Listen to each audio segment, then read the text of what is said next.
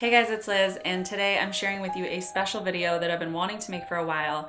I know there are a lot of people out there that struggle with depression or instances of depression, and I wanted to share with you my story in case there's anyone out there that this story could help. If there's someone in your life that's currently experiencing this, or if you're experiencing this, say you're maybe in high school or you're in college, maybe you're a young adult and you have not yet, or maybe you're older, maybe you're a full-on adult and you just haven't figured out a way to cope with your depression, I'm going to share with you some of the tips and things that I've found that have been really helpful for me.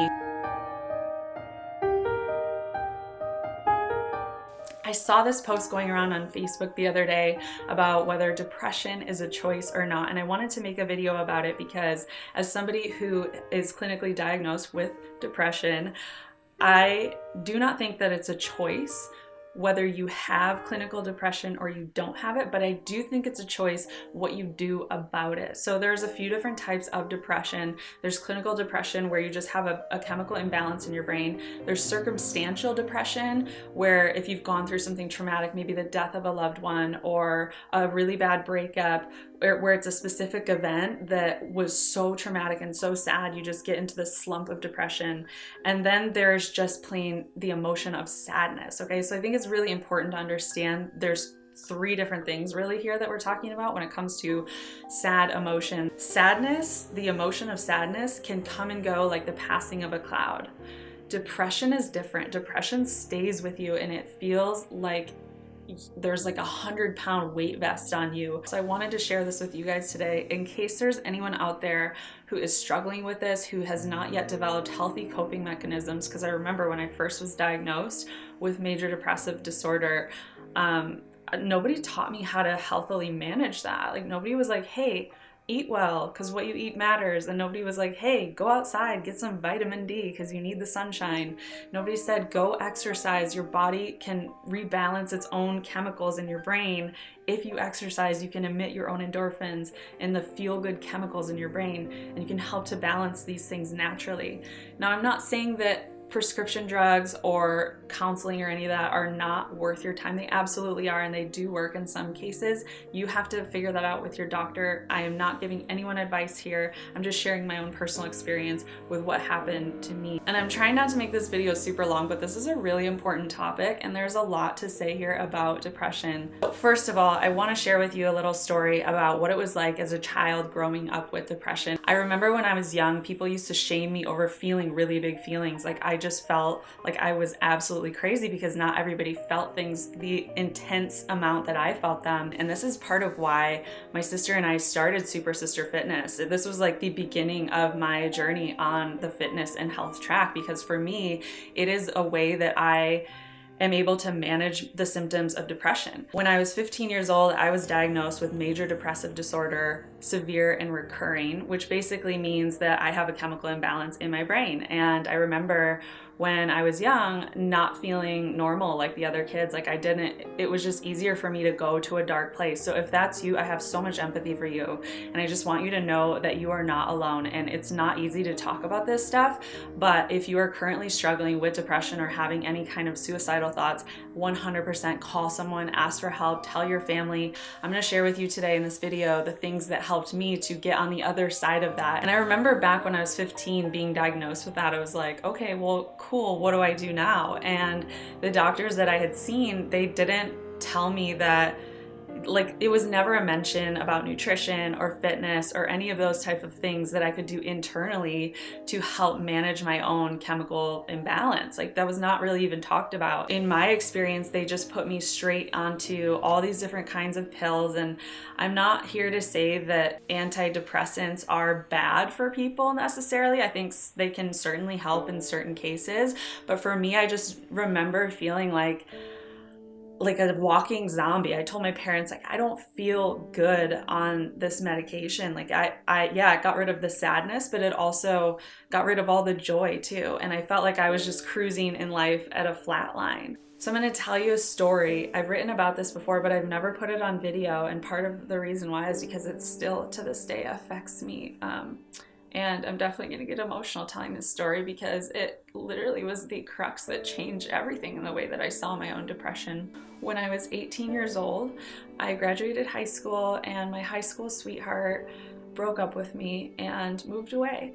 And it was really difficult, but I was like, I'm about to go to college anyway. It's okay. Like, I'm sure I'll meet someone else there. And it was really sad, and I missed him, and I pretty much begged him not to go. So I went off to college, and I met someone else after a couple months. And then all of a sudden I got a call from my ex, and his name was Jason. And he called me, and he was like, hey, can we meet up? Like, I made a really big mistake, and I miss you, and I want to see you. And I said, I can see you, we can meet up, but I've already moved on, and I'm really sorry. And he was like, okay. We met up one final time, and he told me, like, thank you, and I'm really sorry, and I should have listened, and you were right, and all this stuff, right? And then literally a week after we said our goodbyes, and that was pretty much it. It was like, okay, I guess we can be friends now, And then a week after that day, I got a call from a mutual friend, and I'll never forget, I was in my dorm room at the time, and my mutual friend called and said, Liz, do you have a second? And I said, yeah, what's up? And he said, well, I just got some really bad news about Jason. Can we chat for a minute? And I said, yeah, sure. Why? What's up? Is he okay? And he said, Jason shot himself, and the funeral is this weekend. And I remember hearing that information, and literally, like, I collapsed onto my bed, and I couldn't believe it. I could not believe it. And I remember going to the funeral, which for some reason was open casket. Like, I still don't really understand why they made that decision, but I'm kind of grateful that they did, because it's an image that forever stays in my brain. Anytime I'm feeling like really sad, like, I think of that moment. I think of looking at his lifeless body in the coffin, and like, he had, like, you could see the bullet hole in the side. They tried to cover it up with makeup, but like the whole other side of his face was pretty destroyed. And just being at the funeral and listening to his brother and his mom talk about it, it was really, really one of the hardest moments of my life. And it's a moment that I'm so grateful for. Like, I still miss you, Jason, if you're up there. I still think about him every December 1st, which was the day that he died. He had been at Best Buy.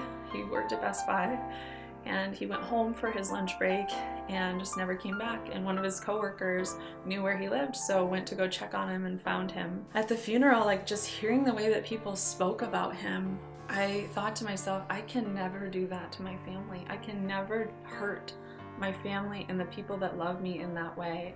If you're in the middle of a depressive episode, or someone struggling with depression, please share this story with them. Please tell them that they are loved. Tell them the things that you might not have another chance to say to them at some point, because there's so many things that I didn't get to say to Jason. Every December 1st, I think about him, and I have like a little ceremony of remembering him, and it's been years, like years and years. And I remember that was the moment where I was like, I'm not gonna do that.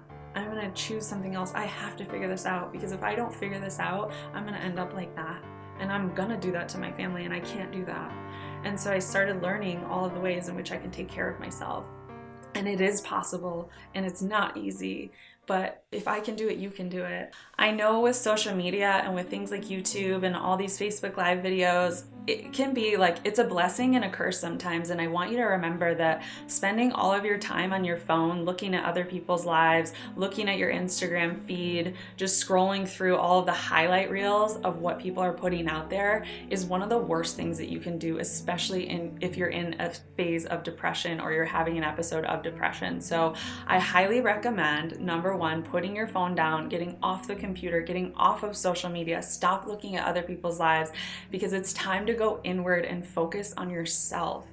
Go out in nature, go for a walk, call a friend, see if you can go grab a coffee or a tea, get outside. And I know this is probably, if you're in the middle of depression right now, or you're in the middle of an episode, it's like the last thing you want to do. You have to develop a certain level of discipline, and almost like, I remember when my older sister told me this, I was like, okay, really? But it really does work. She told me, Liz, you have to treat yourself as if you were your own child. What would you do if your child or someone you really cared about was experiencing what you're experiencing? And how would you take care of them? You wouldn't just let them stay in bed all day. You wouldn't just not let them eat. Like, you would want them to get up and go exercise and eat a really healthy meal and do things that are self-care and soothing. So whatever you do, just don't stay in bed. And I know it's really tempting to just like not get out of bed and do pretty much nothing, but it's not helping you. It's making it way, way worse. And when it comes to looking at other people's highlight reels and comparing yourselves to other people's lives, like, just stop. Like, it's time to focus in on you. Take the time for yourself to take care of yourself and forget about everybody else for a second, because guess what? You are incredibly special and unique, and you are not here by mistake. You are here for a reason. And I'm making this video for anybody out there who's currently in it, and also for myself to look back on this. So what ended up happening after that was I moved to California because I couldn't stay in Michigan anymore. It's just like everywhere I went, I had memories of him. I was like haunted by his ghost. Literally, like, I would see him on the street. I remember calling his voicemail just to hear his voice again, until one day it was like shut off and the phone didn't work anymore. So there was too much there for me in Michigan, and sometimes you need a change of scenery. So I moved to California and I was like so excited. I thought everything was going to be like Baywatch, but turns out Northern California is entirely different. Like, it's actually quite cold and foresty and not beachy at all. I just started really focusing in on what makes me happy, because I needed to find that. Like, I needed to figure out what makes me really happy. And I started running. It was originally how I got into fitness. And then I started getting all these overuse injuries, and that's a whole nother story for another video, because I don't want this to go on too long. But basically, like, I learned how to start to manage my own feelings and to process them in a healthy way, and to not care what other people thought about it, because the truth is, your emotions are what make you the most beautiful. A friend of mine, Daniel, always says, what's most personal is most universal. And so even though you may be experiencing your depression alone by yourself and you feel isolated, like you're the only person that's feeling that way, I'm here to tell you, you are not alone. Like, you are not alone. And if there's anything that I can do to help support you, like, leave a comment on this video. I just want you to know that I am here for you. Like, I know I'm a person on the internet, but I really do care about you. Whoever's watching this video, like, I care about you, and you're important and you matter. And if there's one thing that I can share with you, it's to remember that, and to spend your time and your energy cultivating a community of people who can remind you when you can't necessarily see it for yourself. So I know that's a really intense story, but I've been wanting to make this video for a long time, because it's literally the reason that Super Sister Fitness was born. Coming out of Michigan, not being healthy, not really understanding how to take care of myself or have healthy coping mechanisms for my depression, and then having that traumatic experience to where I had to learn a better way because I didn't want to go down the same route.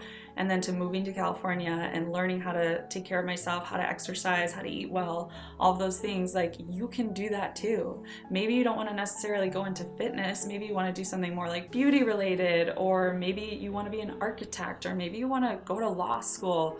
Whatever it is for you, like, find that thing where you can just, like, it makes you jump out of bed in the morning, because it's something bigger than yourself, where you can help other people overcome the things that you yourself are currently struggling with.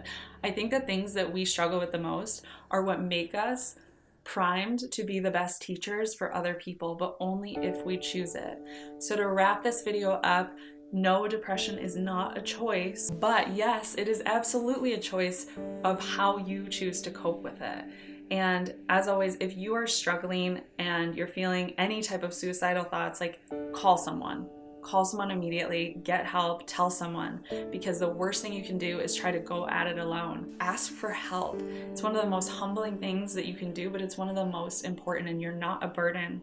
You are not a burden to people. They care about you, and believe me, you are here for a reason. So ask for help and get the help that you need. Okay, that's all I have for you guys today. I hope this video wasn't too long for you, but thank you for watching and thank you for listening. This is like not an easy thing to talk about, and I feel like more and more in society people are like almost afraid to talk about these really intense things, but I want to be an example for you, and I want to be a beacon of light to show you what's possible when you choose to really take care of yourself and put yourself as a priority in your life, and your health, not just physical health, but your mental and emotional health too, should be your top priority, and eliminate anything that is impeding with that and change the scenery. Get some new friends if your friends are part of the problem and they also have really unhealthy coping mechanism. Get new friends. Like that, it's as simple as that. Find other people, go to church, join a community organization, start volunteering, focus out, go back to school, figure out what you want to do with your life, start drawing,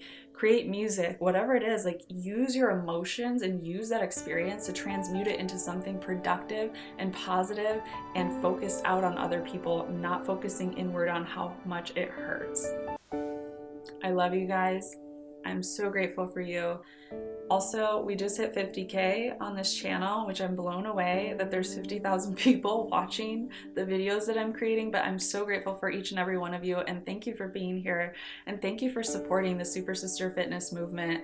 What does it mean to be a super sister? It basically means that you are your own superhero and you can help to inspire other people around you. Like, you can be the woman that comes in and is like, hey, I'm your super sister. Anyone can be a super sister. It means that you're choosing to rise above your own misfortune and helping other women to do the same, to see the greatness that's inside of not just you, but the greatness that's inside of everyone. That's what it truly means to be a super sister. Because this stuff, like when you make these decisions and you start to choose to live your life in this way, it has a massive ripple effect, like way bigger than you can ever imagine. And the fact that there's 50,000 people watching this content, like, it's crazy. Would I have ever thought back when I was in high school and I was depressed and I didn't have any friends and I felt like a freakazoid that one day I would be a fitness influencer or like a women's health ambassador helping women around the world? Like, what? No, of course not. I would have never thought that, like being a couch potato growing up, that this would become my life. But I'm so grateful that it has, and thank you so much for being here. Thank you for watching. I would love to hear your story, your experience, and I would love to interact with you. So leave some comments. I plan to check in on this video every now and then and just check in with you guys and just know that I freaking love you. Like, I really do. I'm so grateful that we get to be friends on YouTube. So thank you for watching and thank you for being a subscriber. I'll talk to you guys next week. Bye.